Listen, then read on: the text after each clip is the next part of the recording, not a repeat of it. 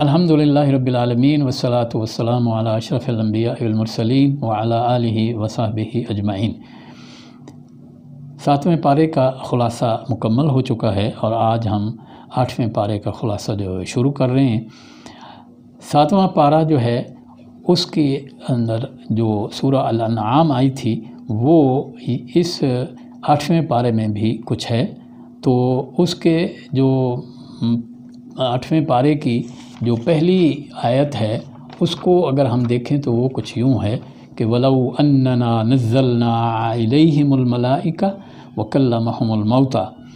یعنی اللہ یہ کہنا چاہتا ہے کہ یہ مکے والے جو ہیں ان کو اگر ہمارے اترے ہوئے فرشتے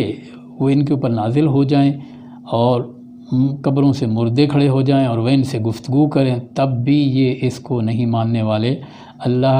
کو ایک نہیں ماننے والے اور رسول اللہ صلی اللہ علیہ وسلم کی رسالت کو نہیں تسلیم کرنے والے اور آخرت کے عقیدے کو تو بالکل ہی یہ نہیں ماننے والے۔ تو اس لحاظ سے یہ پارہ یہاں سے شروع ہوتا ہے اور اس کے بعد اسی میں جو یہ مکمل ہو جاتی ہے سورہ الانعام، اور پھر جو ہے سورہ اعراف شروع ہوتی ہے۔ سورہ الاعراف، اعراف کا مطلب ہے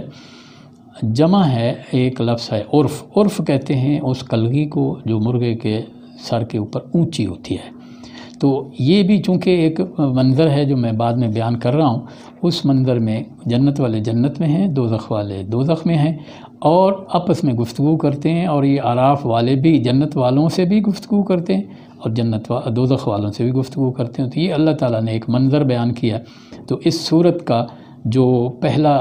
پہلی آیت ہے اس میں 4 حروف پر مشتمل یہ ان کو پہلے میں بتا چکا ہوں کہ یہ حروف مقطعات ہیں، اور وہ ہیں الف لام میم صاد، تو یہ حروف مقطعات ہیں۔ مکی صورتوں کے بیشتر مکی صورتوں کے شروع میں ہیں، مدنی صرف 2 ہیں، یعنی سورہ بقرہ اور آل عمران، اس میں وہ ہیں۔ لیکن اب آپ آئیے اس کی طرف کے جو منظر میں آپ کو سنانا چاہتا ہوں، اور وہ یہ ہے کہ اللہ تعالیٰ نے یہ منظر بیان کیا ہے اور فرمایا وَنَادَى أَصْحَابُ الْجَنَّةِ أَصْحَابَ النَّارِ، جنتی جو ہیں دوزخیوں سے انہوں نے ان کو آواز دی ہے، اور وہ کیا آواز ہے؟ أَن قَدْ وَجَدْنَا مَا وَعَدَنَا رَبُّنَا حَقًّا، کہ او دوزخیوں ہم نے تو وہ پورا کے پورا وعدہ جو اللہ نے دنیا میں ہم سے کیا تھا، قرآن میں کیا تھا، ہم نے تو اس کو پا لیا، سچ ہے۔ فَهَلْ وَجَدْتُم مَا وَعَدَ رَبُّكُمْ حَقًّا، تو کیا تم نے بھی اسی طرح جو تم سے وعدہ کیا گیا تھا کہ اگر تم اس کے نافرمان بندے بنے تو دوزخیوں کے لیے یہ کچھ وہاں موجود ہے، آگ ہے، بھڑکتی ہوئی ہے، کھولتا ہوا پانی ہے؟ قالوا نعم، وہ جواب دیں گے ہاں ہے، تو اسی طرح ہی۔ فَأَذَّنَ مُؤَذِّنٌ بَيْنَهُمْ اللَّعْنَةُ اللَّهِ عَلَى الظَّالِمِينَ، تو پھر ایک آواز لگانے والا آواز لگائے گا، اور وہ کیا ہے؟ وہ کہے گا کہ پھر ظالموں پر اللہ کی لعنت ہو۔ یہ وہ لوگ تھے کہ جو الذین یصدون عن سبیل اللہ، اللہ کے راستے سے روکتے تھے، وہ یبغونہا عوجا، اور اس کو ٹیڑھا میڑھا کر کے لوگوں کے سامنے پیش کرتے تھے، وہم بالآخرۃ کافرون، آخرت کو تو وہ بالکل ہی نہیں مانتے تھے۔ تو اب کیا ہے؟ وبینہما حجاب، پھر ایک پردہ جائے گا درمیان میں، وعلی الاعراف، یعنی جنت اور دوزخ والوں کے درمیان ایک پردہ آ جائے گا، پھر وہ ایک دوسرے کو نہیں دیکھ سکیں گے۔ اور یہ بھی دیکھیے کہ وہاں کے قوانین اس دنیا کے قوانین سے مختلف ہے، جنت والے جنت سے دوزخیوں کو دیکھیں گے اور دوزخ والے ان کو دیکھیں گے، لیکن جب پردہ آ گیا تو اب نہیں دیکھ سکتے۔ آواز بھی اسی طرح ہے، وہ پہنچے گی۔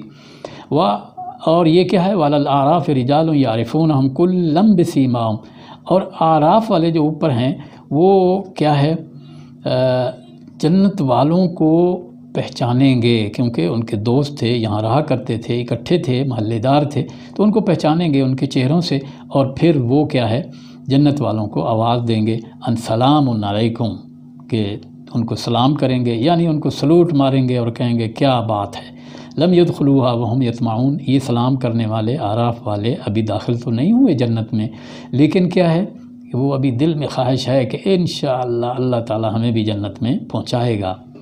وَإِذَا صُرِفَتْ أَبْصَارُهُمْ تِلْكَ أَصْحَابِ النَّارِ، اور جب ان اعراف والوں کی آنکھیں پھیری جائیں گی، یہ دوزخ والوں کو دیکھنا نہیں چاہتے، لیکن جب ان کی آنکھیں اس طرف کی جائیں گی تو پھر کیا ہے؟ قَالُوا رَبَّنَا لَا تَجْعَلْنَا مَعَ الْقَوْمِ الظَّالِمِينَ، تو پھر وہ اس وقت پکار اٹھیں گے کہ اے ہمارے رب، ہمیں ان ظالم قوم کے ساتھ کہیں ہمیں نہ ان کے ساتھ شامل کر دینا۔ اور پھر یہ ہے کہ پھر یہ وَنَادَى أَصْحَابُ الْأَعْرَافِ رِجَالًا يَعْرِفُونَهُمْ بِسِيمَاهُمْ، پھر یہ آراف والے دوزخ والوں کو بھی ان کے چہروں سے پہچانیں گے اور پھر کیا ان کو آواز دیں گے اور وہ ان سے ایک سوال کریں گے۔ وہ سوال کیا ہے آپ بھی سنیے۔ اس دنیا میں ہر جابر اور ظالم کو جو یہاں ظلم اور جبر کرتا ہے اس کو یہ سننا چاہیے کہ وہ کیا ہے۔ وہ سوال کریں گے قالوا ما اغنی عنکم جمعکم، اور تمہاری فوجیں تمہارے کام نہ آئیں، بڑی فوجیں تھیں، وما کنتم تستکبرون، اور جس بنیاد پہ تم تکبر، مال، دولت، پولیس اور پتہ نہیں کس کس اختیارات اقتدار پہ اپنے وہ تکبر کیا کرتے تھے، وہ بھی کام نہ آیا، دوزخ میں پہنچے ہوئے ہو۔ اور پھر آگے ان سے کہیں گے او دوزخ والو اہؤلاء الذین اقسمتم لا ینالہم اللہ برحمہ،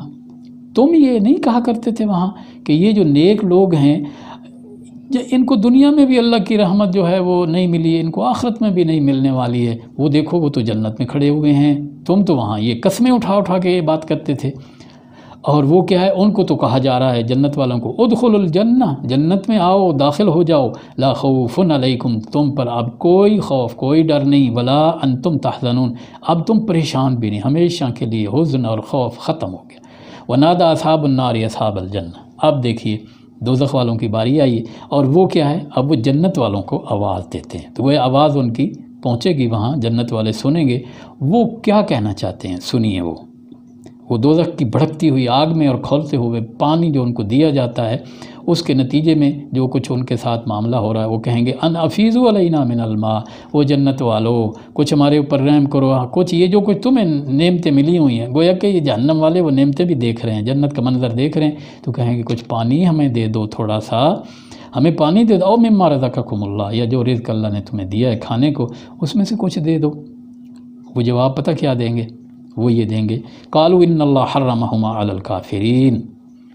وہ کہیں گے او ظالموں یہ دونوں چیزیں جو ہیں حرمہما، یہ پانی بھی اور یہ رزق تم کافروں پر اللہ نے حرام کر دیا۔ تو حضرات یہ وہ منصب ہے، یہ وہ منظر ہے جو اللہ تعالیٰ نے بیان کیا ہے، اور اس صورت کا جو موضوع ہے وہ نبی صلی اللہ علیہ وسلم کی رسالت ہے۔ جو لوگ اللہ کے نبی کی رسالت کو تسلیم کرتے ہیں، اس کی سیرت کے مطابق اپنی زندگیاں گزارتے ہیں، وہ واقعی اصحاب الجنہ ہیں، وہ اصحاب الجنہ ہیں، اور ان کا مقام، ان کی شان وہ ہے۔ میں اس سلسلے میں آپ کو ایک اپنی کہانی سناتا ہوں اور وہ اسی سے متعلق ہے۔ دیکھیے میرے ایک استاد عبدالفتاح ابو غدہ رحمۃ اللہ علیہ جو فوت ہو چکے ہیں، جنہوں نے ریاض میں مجھے علم حدیث پڑھا ہے، حدیث میں نے ان سے پڑھی، وہ میرے استاد ہیں، اور پچھلی صدی ہجری کے اس دنیا کے سب سے بڑے مسلمان محدث کاؤنٹ کیے جاتے ہیں۔ عبدالفتاح ابو غدہ شام کے رہنے والے تھے، گورے چٹے تھے، جب کلاس میں ہوتے تھے اتنا نور ٹپکتا تھا، وہ اتنا روب ہوتا تھا، اور علم اتنا ہوتا تھا کہ وہ جو ہم نے سنا کہ پھلدار درخت جھکتا ہے، اس طرح وہ جھکتے تھے۔ ان کی بڑی کہانیاں ہیں، کسی وقت الگ سے میں آپ کو وہ بھی سناؤں گا، لیکن آج اس حوالے سے کہ انہوں نے علم حدیث کی خدمت کی اور وہ محدث تھے، اور اس کی وجہ سے جو ہے اللہ کے رسول صلی اللہ علیہ وسلم کے اقوال بھی اعمال بھی ان کو جو ہے بالکل دنیا تک پہنچایا اور آپ کی سیرت کو پہنچایا۔ ہوا کیا کہ ایک دفعہ ان کا ایک دوست آتا ہے اور وہ ان سے کہتا ہے کہ عبدالفتاح ابو غدہ، انہوں نے کہا ہاں کیا بات ہے؟ کہا کہ کل رات میں نے اللہ کے رسول صلی اللہ علیہ وسلم کو سفید گھوڑے پر سوار دیکھا اور میری آپ سے ملاقات ہوئی، میں نے سلام کیا، اللہ کے رسول نے فرمایا کہ تمہارا وہ جو دوست ہے نا عبدالفتاح ابو غدہ، وہ بہت اچھا علم حدیث جانتا ہے، وہ بہت اچھا علم حدیث جانتا ہے، ذرا سنیے کیا الفاظ ہیں اللہ کے رسول کے صلی اللہ علیہ وسلم کے۔ تو وہ ان کے جو دوست ہیں وہ اگلے دن آئے اور یہ کہانی مجھے ان کے داماد نے، وہ بھی میرے استاد ہیں، احمد برا اللہ میری، وہ بھی میرے استاد ہیں، انہوں نے مجھے یہ بتائی ہے، جو ان کے داماد ہیں وہ بھی شام کے رہنے والے ہیں۔ وہ کہتے ہیں کہ عبدالفتاح کو جب ان کے دوست نے یہ خواب سنایا تو وہ بے ہوش ہو گئے، اور غشی کی حالت میں ہم ان کو ہاسپٹل لے گئے۔ ہاسپٹل میں جب ان کو ہوش آیا تو پہلے الفاظ جو ان کے منہ سے ادا ہوئے وہ یہ تھے کہ این عبدالفتاح و این علم الحدیث، عبدالفتاح کی کیا وقت ہے اور علم حدیث کی کیا شان ہے، یہ کہہ کے پھر بے ہوش ہو گئے۔ اور اسی طرح جب بھی ہوش آتا تھا یہی کہتے تھے کہ عبدالفتاح کیا وقت ہے، اور خوشخبری کس نے دی ہے، یہ پریز کس نے کیا، تعریف کس نے کی، اللہ کے رسول نے۔ اس لیے وہ اپنے مقام کو جانتے تھے، وہ کہتے تھے میں کیا، اور علم حدیث تو بڑی شانوں والا علم ہے، میں کیا خوب جانوں گا۔ لہٰذا وہ یہ خواب انہوں نے سنایا، اور عبدالاحمد برا الامیری جو ان کے داماد ہیں وہ کہتے ہیں کہ جب ریاض میں وہ فوت ہو گئے تو میرے دل میں تھا کہ جس شخص نے ساری زندگی اللہ کے رسول صلی اللہ علیہ وسلم کی رسالت کو ثابت کرنے کے لیے، ان کے اعمال کو ثابت کرنے کے لیے، ان کے افعال کو اور ان کے اقوال کو ثابت کرنے کے لیے ساری زندگی وقف کر دی ہے، دنیا کے کونے کونے تک گئے ہیں، تو کاش ان کی تدفین جو ہے وہ جنت البقیع مدینہ منورہ میں ہوتی۔ بس میرے دل میں خواہش تھی۔ اتنے میں ٹیلی فون آیا، اور وہ کس کا تھا؟ وہ شاہی خاندان، سعودی شاہی خاندان کے ایک فرد کا تھا جو میرا دوست تھا۔ اس نے کہا احمد کیا تم چاہو گے کہ شیخ عبدالفتاح جو ہیں ابو غدہ، ان کی تدفین جو ہے وہ جنت البقیع میں کی جائے؟ تو میں تو خوشی سے پھولا نہ سمایا، میں نے کہا کیوں نہیں؟ کہنے لگے پھر ساری فیملی تیار ہو جاؤ، اور شیخ کی میت جو ہے وہ ہیلی کاپٹر آ رہا ہے، اس میں رکھ کے آپ پوری فیملی ان کو مدینہ منورہ لے جاؤ، اور جنازہ بھی وہیں ادا کرو، اور جنت البقیع میں ان کی تدفین ہوگی۔ آپ دیکھیے کیا شان ہے۔ حضور اکرم صلی اللہ علیہ وسلم سے محبت کرنے والے ایسے ہوتے ہیں، اور دیکھیے وہ ہیلی کاپٹر میں وہاں پہنچتے ہیں، ان کی میت وہاں پہنچتی ہے، اور پورے سعودی عرب میں، پورے عالم اسلام میں اعلان ہو چکا تھا کہ شیخ عبدالفتاح ابو غدہ جو ہیں وہ فوت ہو گئے ہیں، تو مدینہ میں ان کا جنازہ ہوگا۔ تو وہاں اتنی بڑی تعداد میں لوگ مسجد نبوی میں آ گئے جنازہ پڑھنے کے لیے کہ جنازے کے بعد ان کی تدفین ہو گئی۔ اور احمد برا وہ کہتے ہیں کہ میرے ایک دوست نے جو مدینہ پاک میں 40 سال سے رہائش پذیر تھے، انہوں نے مجھے یوں بتایا کہ احمد دیکھو میں 40 سال سے یہاں رہ رہا ہوں، لیکن میں نے اتنا بڑا جنازہ 40 سال میں کسی کا نہیں دیکھا جتنا عبدالفتاح ابو غدہ کا ہے۔ تو حضرات یہ کتنی بڑی خوش قسمتی ہے کہ انہوں نے علم حدیث کی خدمت کی، مجھے انہوں نے حدیث پڑھائی، اور میں ان کا شاگرد ہوں۔ ان کو مقام کیا ملا ہے؟ اللہ کے رسول صلی اللہ علیہ وسلم کا پڑوس، تدفین وہاں ہوئی ہے، جنت البقیع بالکل قریب ہے۔ اور دیکھیے یہ ان کی خوش قسمتی ہے۔ میری یہ دعا ہے کہ اللہ تعالی ہمیں بھی